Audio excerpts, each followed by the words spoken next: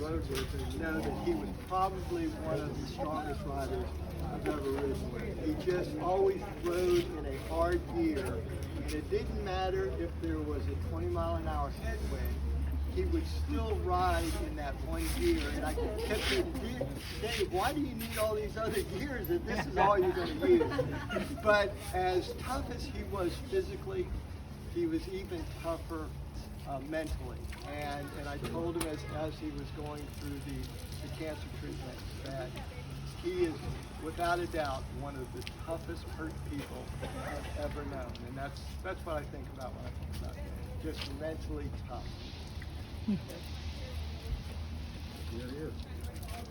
I think you told me, Ken, when I was talking to you on the beach, I think back in like, I was talking to Ken one day on the beach, like around December-ish, when I first met you, when I realized who you were that morning, and you told me that you had asked Dave one thing he wanted, and you told me that he wanted what he would want one more day to spend with his grandkids. Yep.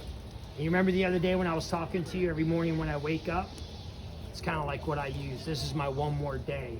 Yep. So those things have a lot of meaning to it. You get one more day, so enjoy it. That kind of stuck with me. Jim, excuse me, but I would like to say I lived 2 houses from Dave for like 14 years. And Dave, it didn't matter whether you were with bikers or without bikers, he talked about y'all all the time. Big time here, all of you guys. He cared for the bikers and he cared for people in general. Now, we knew Dave was black and white. Either he liked this or he didn't like this. And if you wanted the truth, just say, hey, Dave, what do you think of my shirt? He'd tell you the truth. I don't think you wanted to hear it. But he really liked the bikers. Good job. Cyclists. It's the same thing. No, it isn't. To me, they are. Okay. All right. Like I said, I'm not a biker. All right, good seeing you. I'll see you back Jim, down I've here got again. one. All right. Okay, so There's been a lot of time with you. everybody, I probably rode 20,000 miles, at least 20,000 miles a Yeah. day, not exaggeration. And he was I think we all know he's a ball buster, but he was an enthusiastic ball buster who really did not have the mean spirit. We were riding back from Marineland one day, and I'm in front, he's behind me, and he starts cackling. And he says, you know, you've got your bibs on inside out. And you know, I don't, Rafas are black, okay, it's when you dress in the dark. So, and they're really quite comfortable. And so we'd already done 55 miles into the ride, and then, but David also was the most observant person I've ever known. Maybe that sounds like not too much in this case, but I didn't know. So of all things, a week and a half later, it's Saturday morning ride, and I coming around through Sawgrass Country Club up the boulevard, and I look down, and I've got him inside out again. Oh no. And I said, the last thing I ever want to have is for Dave Smith to tell me I've got him inside out. So up here in the boulevard, there's a yard that's got a lot of trees between the two. So I changed him inside out. And so I did not get my balls busted that day by Dave. But I'm sad to say that actually was the last time Dave ever, that Saturday morning was the last time Dave ever rode. Wow. So that's another reason. Wow. He was like the ball. I was a sad cat. These shorts on. Miss Gloria's got a story. So, you probably know how the bikers always take up the entire cyclist, the width of Ponte Vedra Boulevard. Really? So I worked out over at the lodge, and that was always a problem, and they would not move over, you just have to slowly go behind them. So I was talking to Dave one time, and I was complaining about it. He said, Gloria, did anybody ever tell you bikers are assholes? No.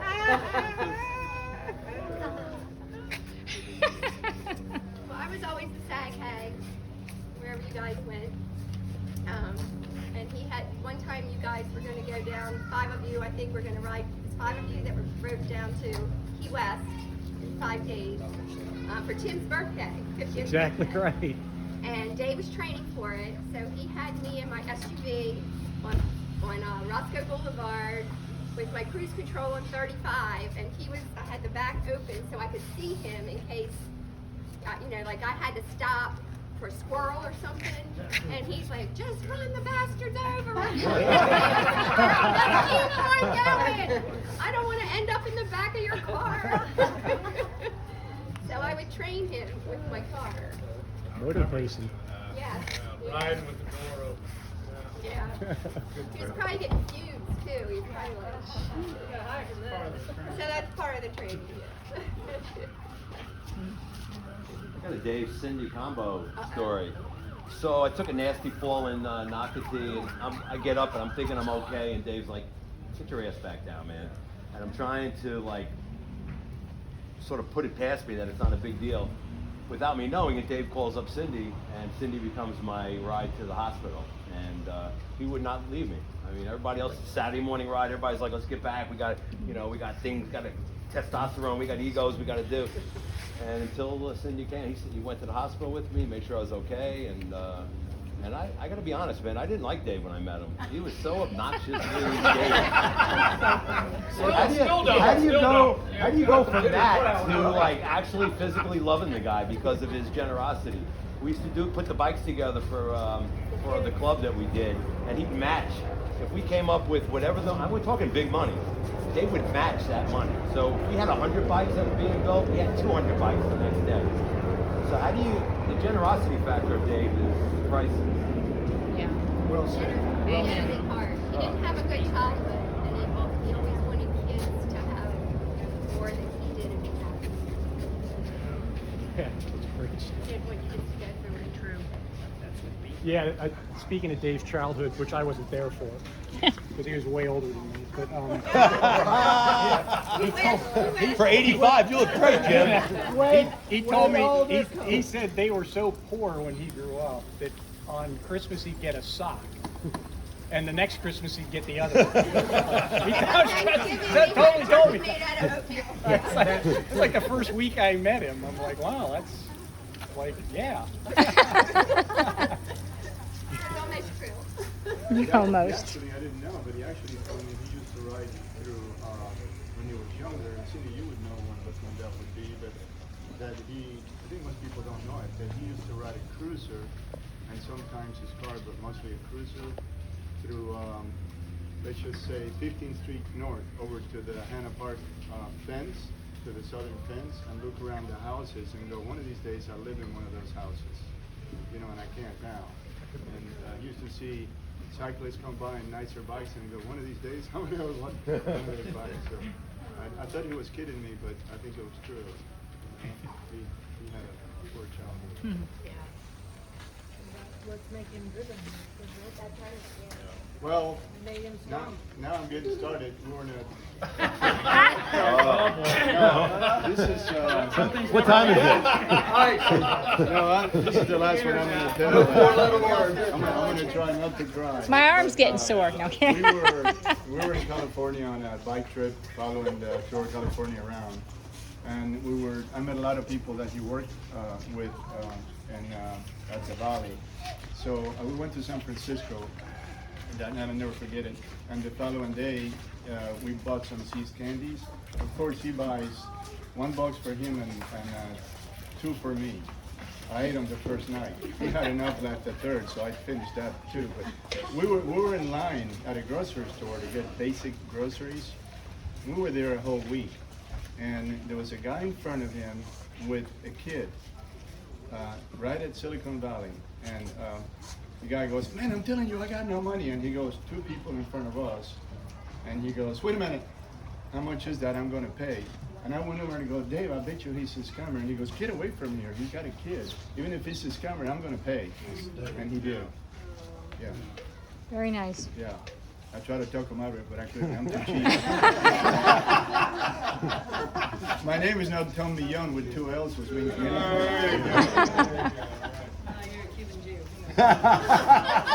Whoa, bam, bam, bam. Don't stop you two. Keep going. I'm proud of it. That's it. Any more stories for anybody? I just remember him he dragged me around that Six Gap, which probably some guys here have ridden. I had no right being there, and he stayed with me the whole time. And you know, it's 100 miles, but it's really like 110. And, you know, we came down those hills, and he rode me the whole time, and I was, you know, doing the paper boy up those, you know, things, and just brutal. He could have left me, you know, 10, 20, 30 miles behind, but he stayed with me the entire time. Who was he with? Was it you? That was When us. it snowed? It snowed. It was brutal. It snowed on you guys? Rained and snowed? I know the most miserable day on a bike I've ever had, but maybe the most miserable day of my life. When it started, we were up there, and we got to the top of Wolfpen Gap, and it's been there, you kind of know, it's like a switchback. It started snowing. This was in April in Georgia. Like, I'm not thinking snow, April in Georgia, so I got shorts and like arm warmers on. And then it starts snowing harder. I'm like, it's just Dave and I. I'm like, oh, this is so cool. You got snow on your back. Well, the cool turned into cold, which turned into freezing. Like, everybody abandoned the ride except for Dave and I. And as of course, that's the highest point at North Georgia, is on the top of Wolfpen Gap. When you start descending, it's like switchback. So we went from snow to sleet to freezing rain. And I'm telling you, by the time we got back to the car, I was asking Dave, are my legs moving? Because I can not only not feel my hands, but I can't feel anything below my waist. So just tell me if I'm pedaling, because I can't look. And I got back, I had icicles, seriously, this is a true story, icicles hanging from my sunglasses and from the bottom of my shoes. And Dave, he got like, like gangrene or something. Ooh. He lost feeling in his fingers. That my hands took an hour before I could feel them again. He swore that he could not feel the tip of his finger from that day forward. That was so miserable. That's what you get for having no body fat. Yeah, it wouldn't have mattered. I was breaking with like my wrist. It was so bad. I'm glad I wasn't. Wow, so you are. We're gonna deal with it. I still like the Costco stories. Oh, yeah. The Costco. He was a frequent Costco. Every Friday. Every Friday at 1 o'clock. Dave was at Costco, and they all knew him. They all knew who Dave was. And one Friday he didn't show up, and I got a call from Costco. Serious? Wanting to know where Dave was, if he was okay. And I said, well, he had a bike accident, and he won't be in for a couple of weeks. So Costco actually called me to see where Dave was. Because he didn't show up. But his impact on I mean, everybody there knew him, so it was like he was there, he'd go there at 1 o'clock, and he'd be there. He walked up every single, he'll contest to that, because he did it in Baltimore. He walked up every single aisle, up and down, up and down, up and he didn't even need anything down that aisle. He just walked down it just to see what was, he was so nosy, he would just walk down that aisle to know. Well, we all know that if he found a pair of shoes or pants that he liked, he bought all the colors. That's right. And 2 sets, one for here and one for Baltimore. He was the Imelda Marcos of men, that's for Yes. sure. And when he would go buy a car, he would take his bike with him. If his bike didn't fit the car, he didn't get that car. And he would walk in, you know, with his gym shorts on and his gym shirt. Some people wouldn't even look at him. Some of the sales guys wouldn't even look at him. And if nobody would come up to him and ask him, he would just walk out with his bike. I mean, here he is in here with his bike. This guy's not serious about buying a car, you know.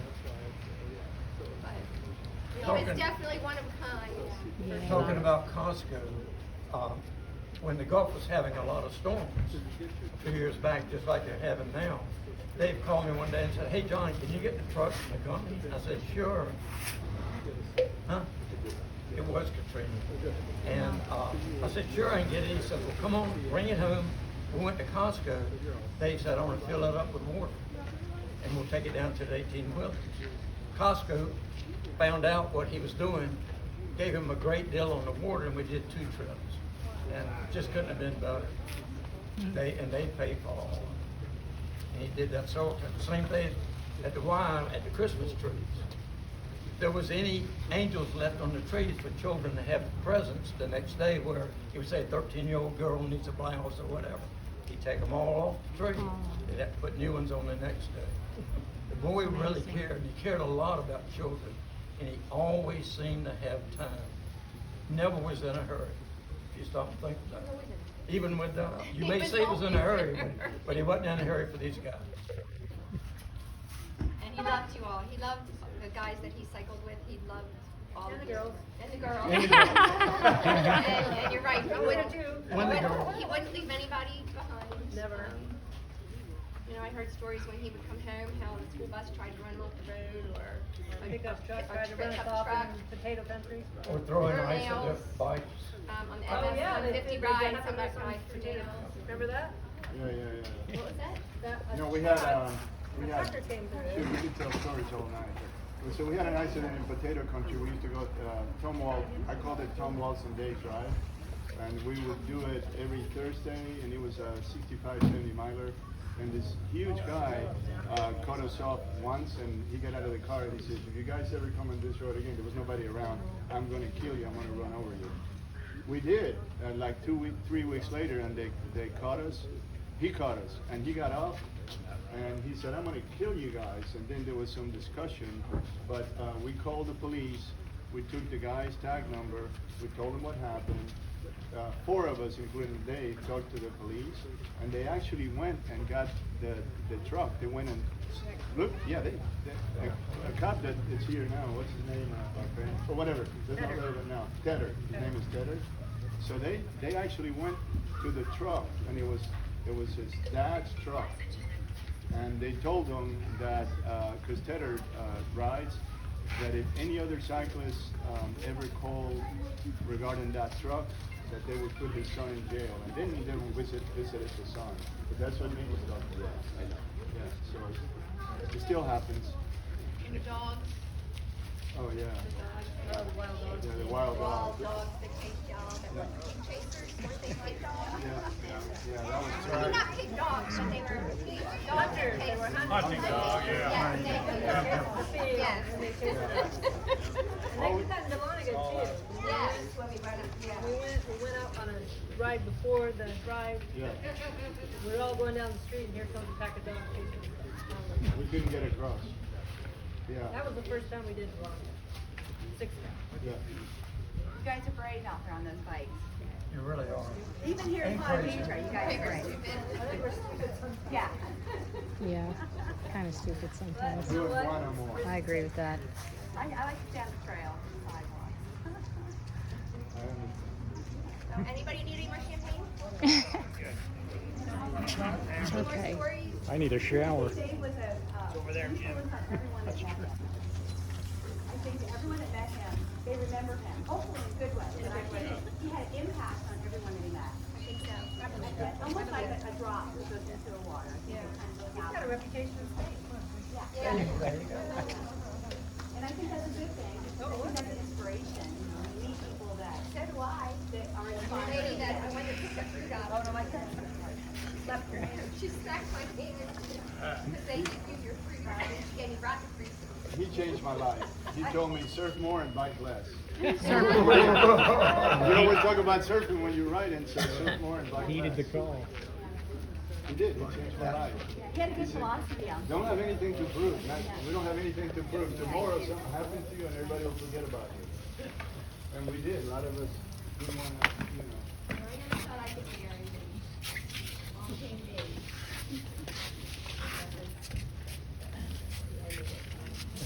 Took 7 years, but we got married.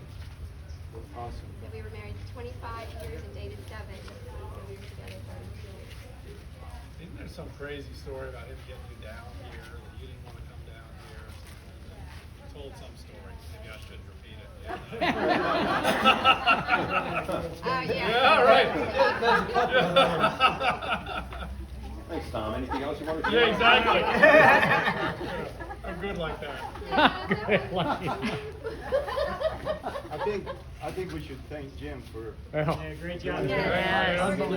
Jim, thank My you. my pleasure. Jim. Least I could do. Thanks for everybody for coming too. It means a lot. like I said, 4 years later. What's the occasion? Thank you. Yeah, that's right. Yeah, that's awesome. So, well, hey, thanks. Here's to Dave. Here's to Dave. Thanks for